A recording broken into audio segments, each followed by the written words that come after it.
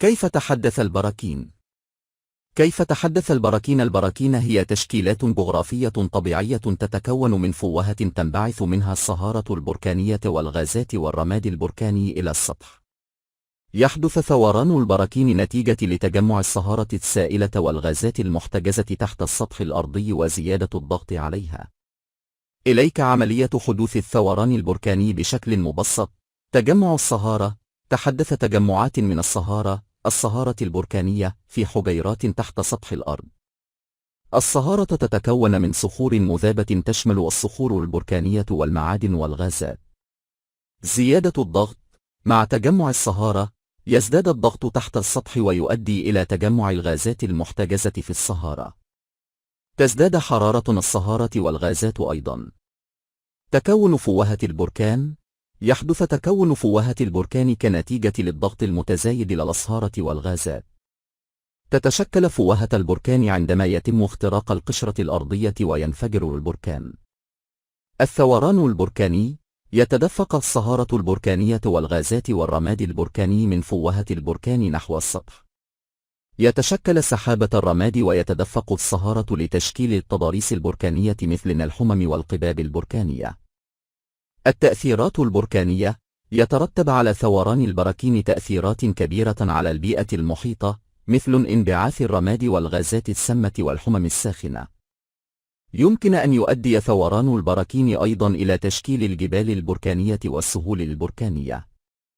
من المهم أن نفهم أن هذه هي عملية عامة لحدوث البراكين، ولكن تفاصيلها وشدتها وطريقة تأثيرها تختلف من بركان إلى آخر.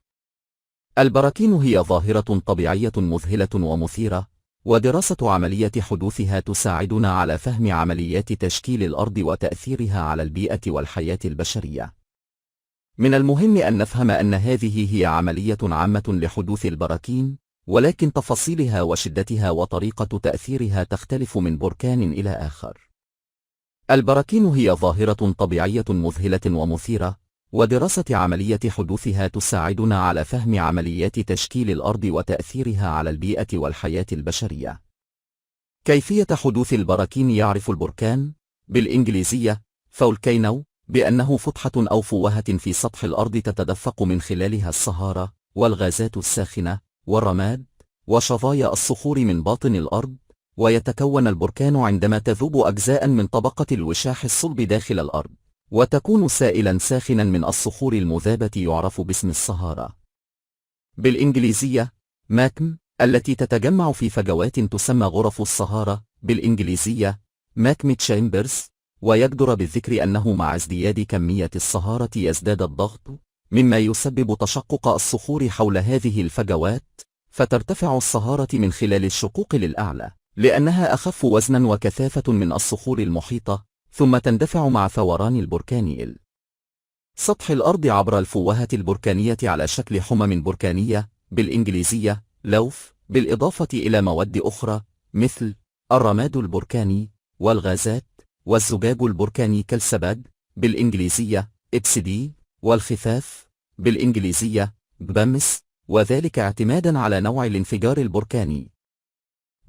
2 نواتج حدوث البراكين. ينتج عن انفجار البراكين خروج مواد متعددة، هي الرماد البركاني بالإنجليزية أشفول، هو مادة ذات جزيئات صغيرة يزيد قطرها عن 2 ملم بقليل تنتشر على مناطق واسعة أثناء انفجار البركان، ومن خصائص هذه الجزيئات أنها صلبة، وقد تتسبب بكشط وتآكل بعض الأسطح التي تحتك بها.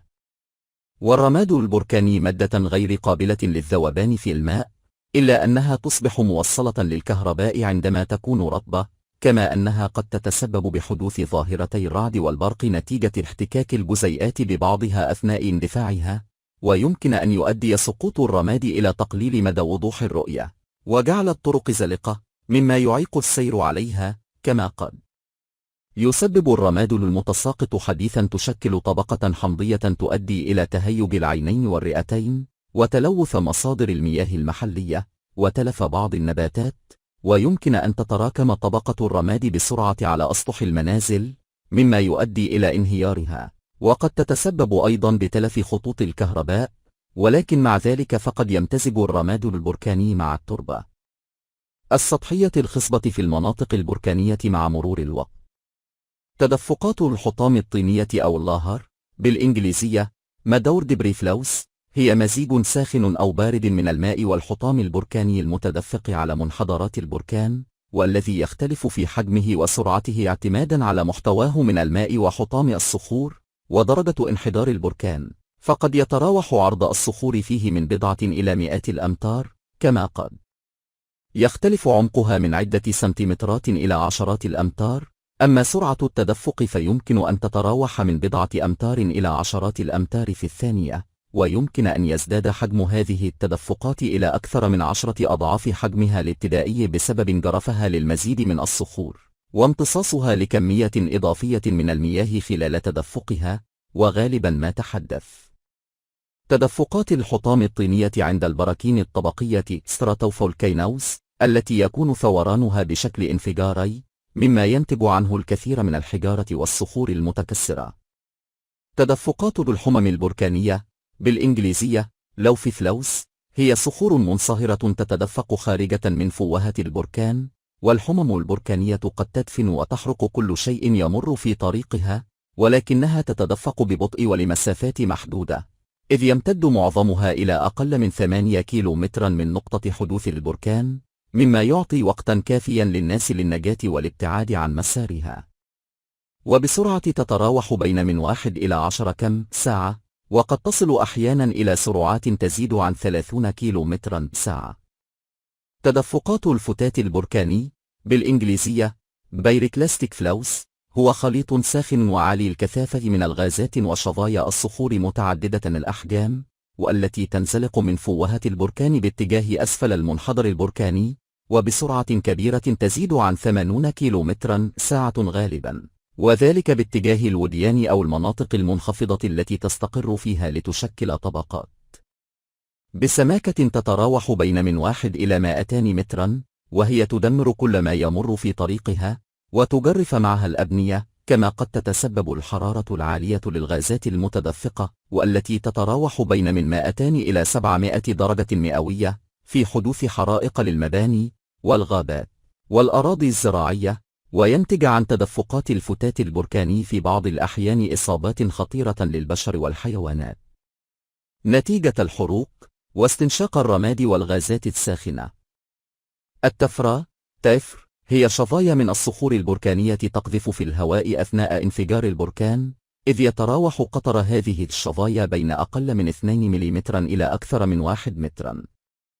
الغازات البركانية فولكانيك كاسز تشمل ثاني أكسيد الكربون وثاني أكسيد الكبريت وكلوريد الهيدروجين وفلوريد الهيدروجين، وتنبعث هذه الغازات أثناء ثوران البركان، كما قد تتسرب بشكل مستمر من خلال التربة والفوهات والمنافذ البركانية والأنظمة الحرارية المائية. ويجدر بالذكر أن بعض الغازات البركانية لها أضرار كبيرة على البيئة والمناخ، مثل تلوث الهواء والمطر الحمضي الناتج عن ثاني أكسيد الكبريت، بالإضافة إلى ثاني أكسيد الكربون الذي قد يتجمع في المناطق المنخفضة